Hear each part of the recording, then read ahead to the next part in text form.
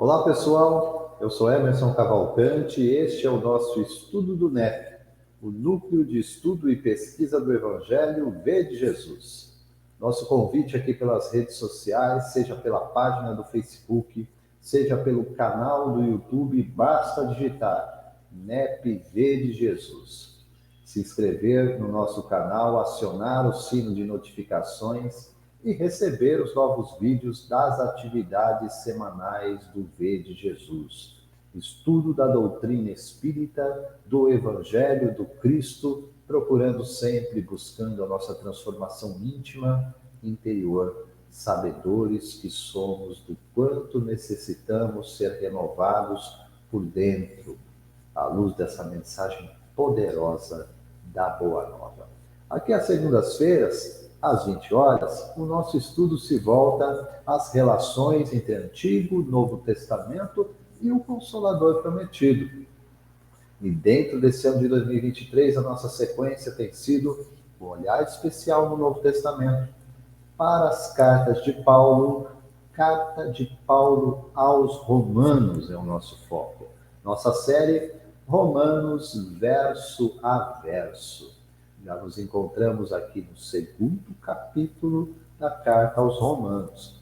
Aqueles que não têm acompanhado e desejam ver os episódios anteriores, no canal do YouTube, na playlist organizada pelo Paulo Marzanati, fiquem à vontade lá, gente. Lá nós temos os vídeos da série, desde o primeiro verso do primeiro capítulo, né? Então, organizado exatamente pelos temas que foram tratados, têm sido tratados, né, na carta aos Romanos, cada um dos versos ali comentados.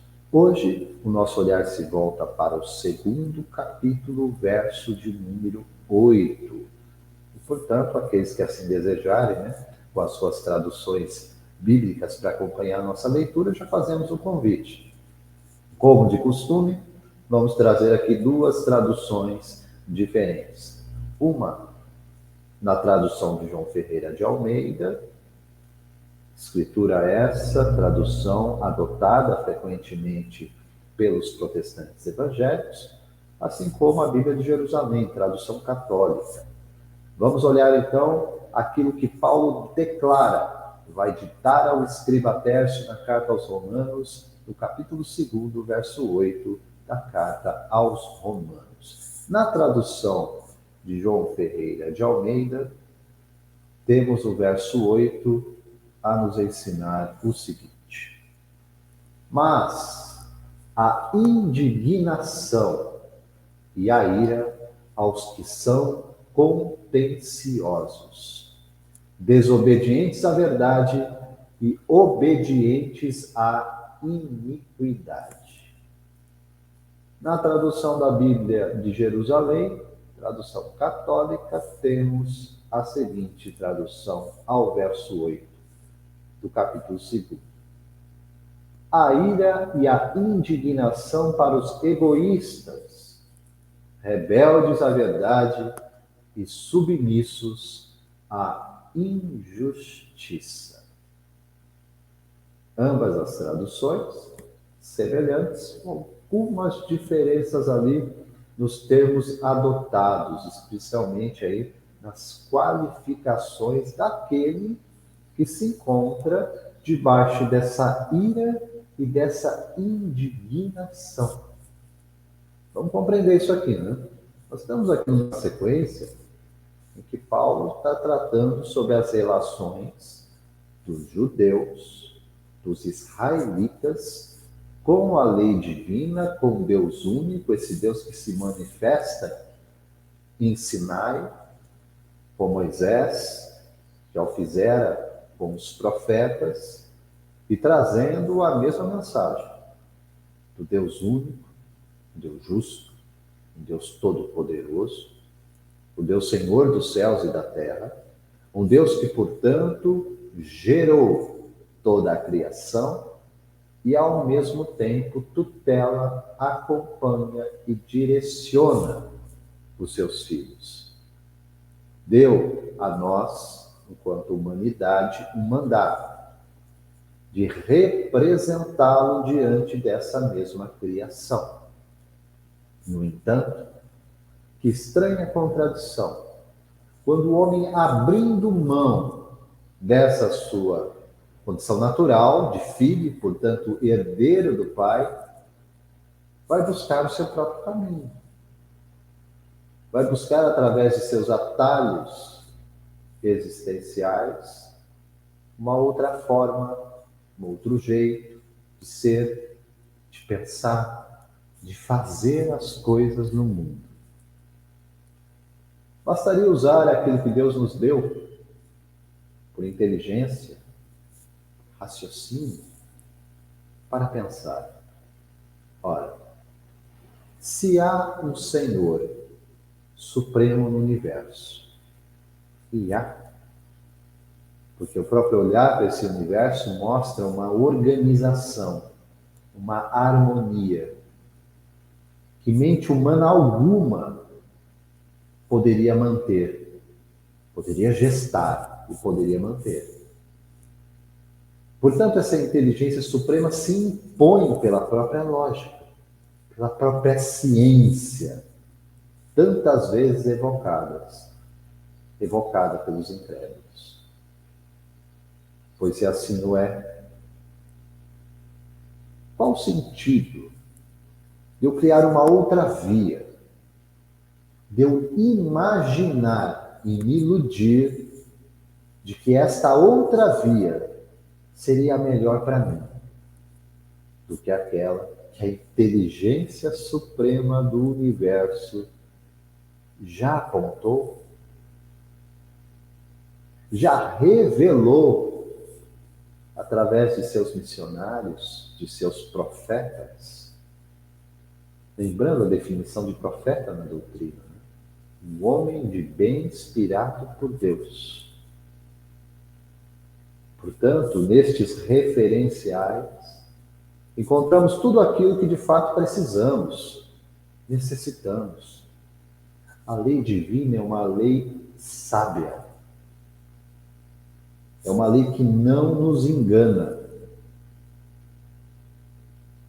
É uma lei que traz apenas e tão somente para nosso bem-estar. Por que a resistência? E quando nós nos voltamos, então, ao que Paulo está tratando na carta aos Romanos, a questão específica aqui, de comunicar esse estado de coisas aos judeus, aos israelitas, porque eles já fizeram, no capítulo 1, com os gentios, com os estrangeiros, com os que estão fora de Israel. Ele já fez isso. E a constatação não é diferente, é a mesma. Mas um relembrar os israelitas a respeito disso é para dizer: vocês receberam antes dos demais, de forma direta e pública, a revelação divina. Vocês são os herdeiros dos oráculos de Deus. O que acontece? Para ainda se manter na mesma condição de rebeldia, de resistência, de sistemático não diante da lei divina? E se apresentara como apresentou Paulo, lá no verso 6, né? Nós já tratamos no estudo anterior, mas para relembrar, Jesus aqui já havia nos ensinado nesse sentido, encontramos, como já trouxemos, referenciais na primeira revelação, no Antigo Testamento. Jesus dissera: a cada um será dado segundo suas obras. Aqui na carta aos Romanos, no 6º verso, Paulo vai repetir a mesma coisa. A cada um conforme as suas obras. Ele começa a apontar aqui, a partir do 7º verso, também já estudamos, as diferenciações entre aquele que busca conformidade com a lei e que, portanto, tem sim um caminho de esforço, tem um caminho de trabalho íntimo, pessoal, daquela renovação, daquela reforma, daquela transformação íntima de que tanto falamos, amparada, tutelada, acompanhada pelos benfeitores espirituais em nome do Cristo. Tudo isso é verdade. Mas a questão central para nós é: Deus discerne, Deus faz a distinção entre o bem que elegemos ou o mal que cometemos. O bem será sempre na nossa parte uma decisão, assim como o mal. No entanto, as consequências, os efeitos gerados por uma ação no bem ou por uma ação no mal são totalmente diferentes.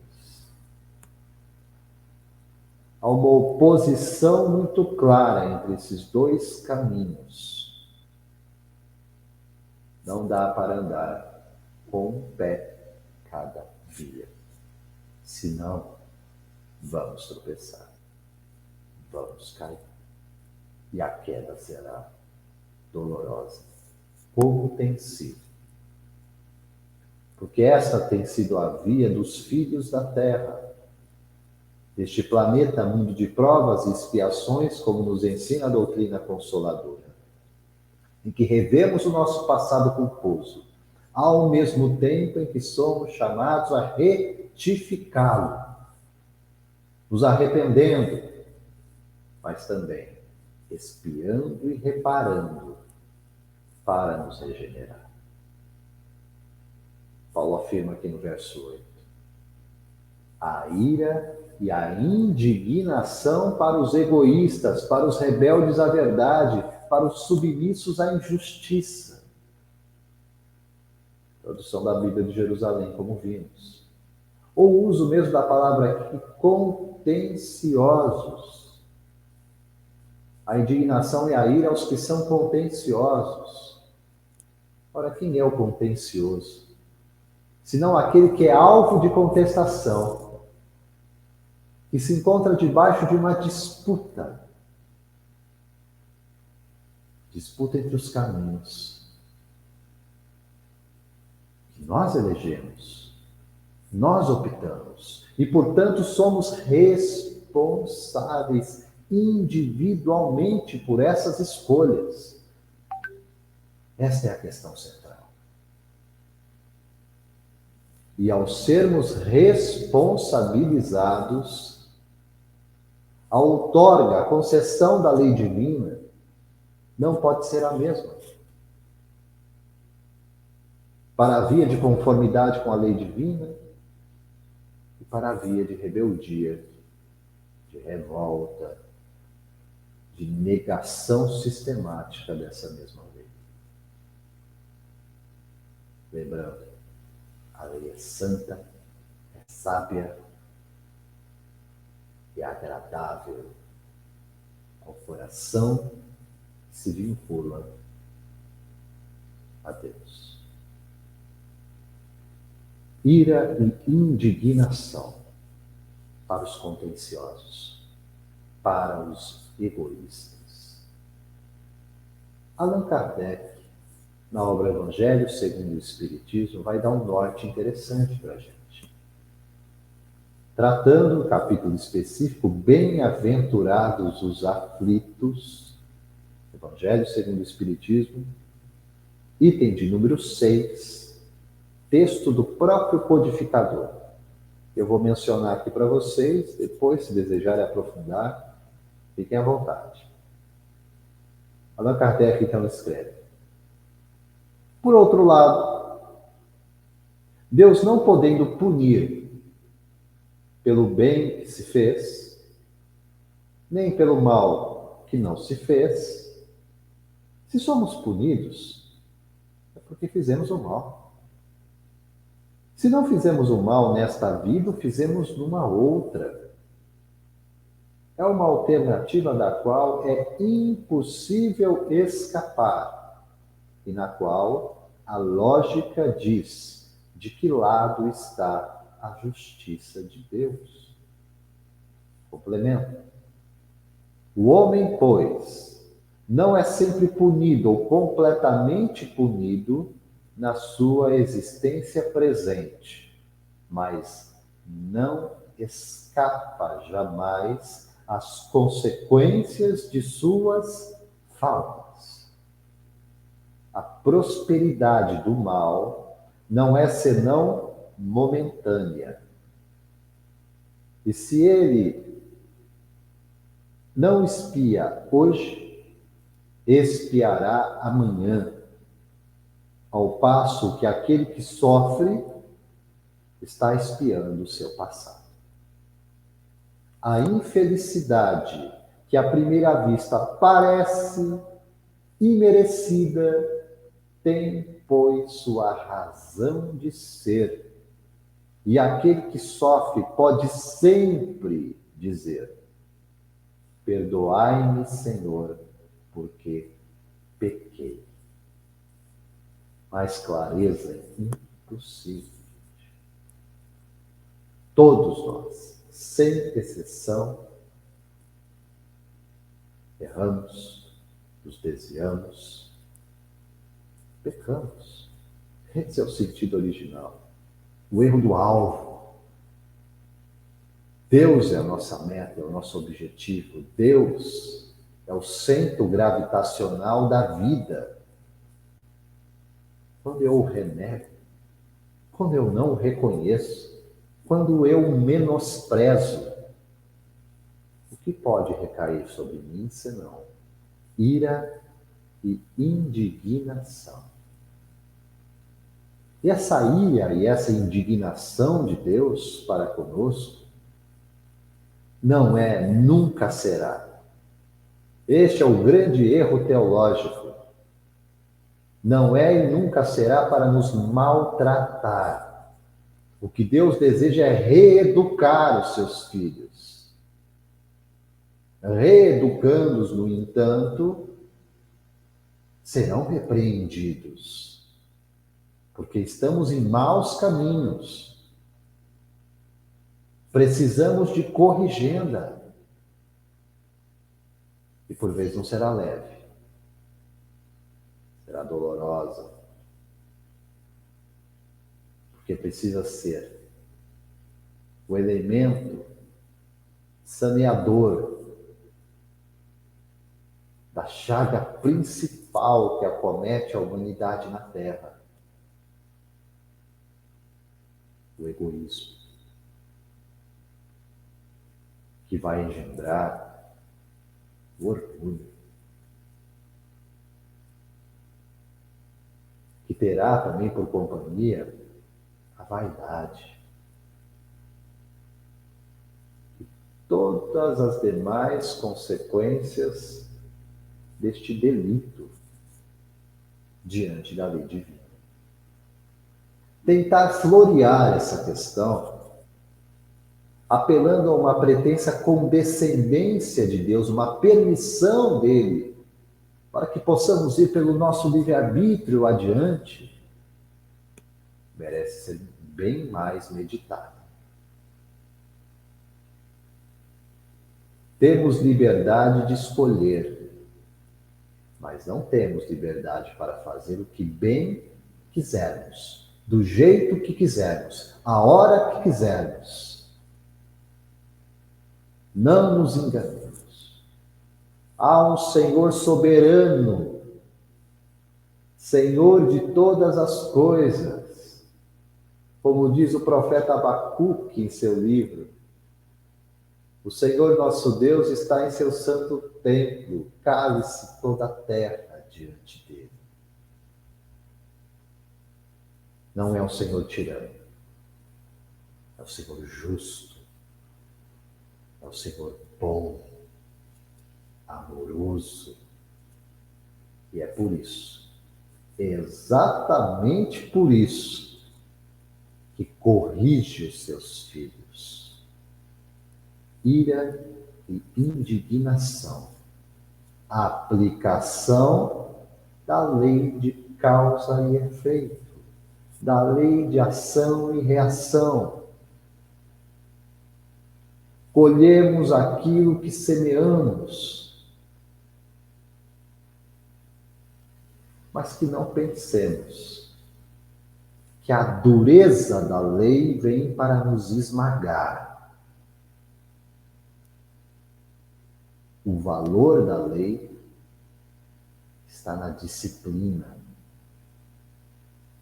O valor da lei está no despertamento da consciência. O valor da lei está em nos apontar que o caminho único e invariável da felicidade só pode estar na via aberta por Deus para os seus filhos.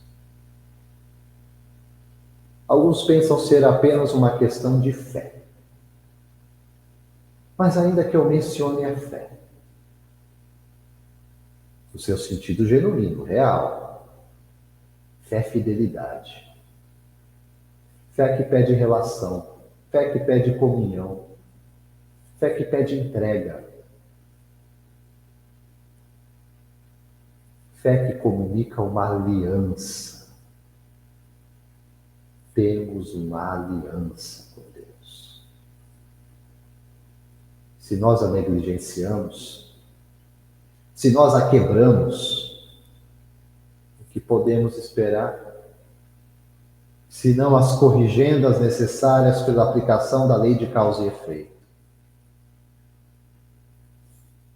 Encontramos também na obra básica, o Livro dos Espíritos, mais uma vez aqui mencionando Allan Kardec, questionando a equipe do Espírito de Verdade, no capítulo próprio tratando sobre penas e gozos futuros, especificamente sobre a intervenção de Deus nas penas e nas recompensas. O codificador vai questionar na questão 964. Deus tem necessidade de se ocupar de cada um dos nossos atos para nos recompensar ou nos punir? E a maioria desses atos não são insignificantes para Ele? Resposta: Deus tem suas leis, que regulam todas as vossas ações. Se as violais, é vossa falta. Repito, é vossa falta. Sem dúvida, quando o homem comete um excesso, Deus não pronuncia um julgamento contra ele para lhe dizer, por exemplo, foste guloso, vou te punir. Mas ele traçou um limite. As doenças e, frequentemente, a morte são a consequência dos excessos.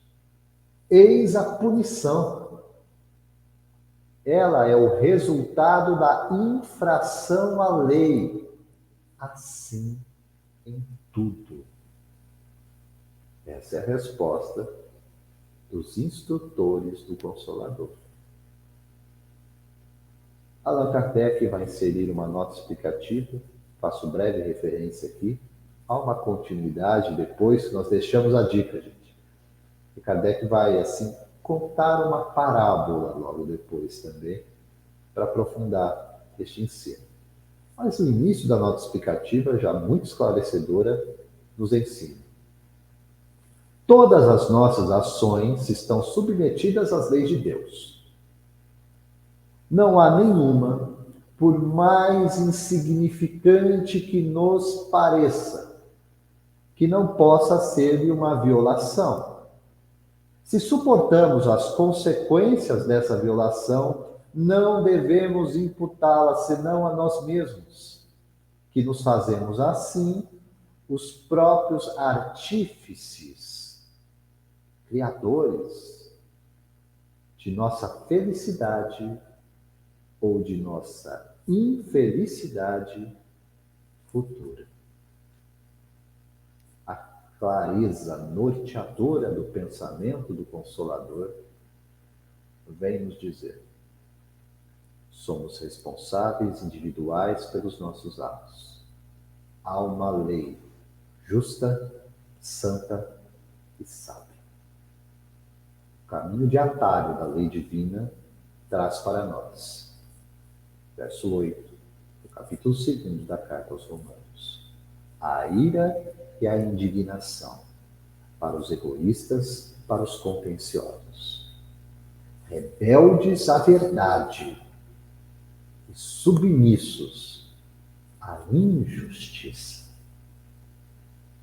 Quando nos submetemos à injustiça, não podemos colher coisas boas e agradáveis na nossa vida. O que precisamos, o que nos fora prescrito por todos os antigos profetas, pelo Batista, por João, anunciando a vinda daquele que é o nosso libertador, que é o nosso salvador, no sentido de nos livrar do perigo que é nos manter afastados de Deus. Para todos os tempos, para todas as eras, para todas as gerações, o recado é o mesmo. Arrependei-vos e crede no Evangelho. Amados, essas foram as nossas reflexões em torno do verso 8 do capítulo 2 da Carta de Paulo aos Romanos. Fica o convite mais uma vez pelas redes sociais, seja a página do Facebook, você pode seguir, seja pelo canal do YouTube, você se inscreve, aciona o sino de notificações e recebe os novos vídeos das atividades semanais do NEP de Jesus. Aqui sempre às 20 horas, a nossa série Romanos verso a verso. Eu deixo aqui os meus votos de paz, luz e sabedoria. Que Deus nos abençoe hoje e sempre. Até a próxima.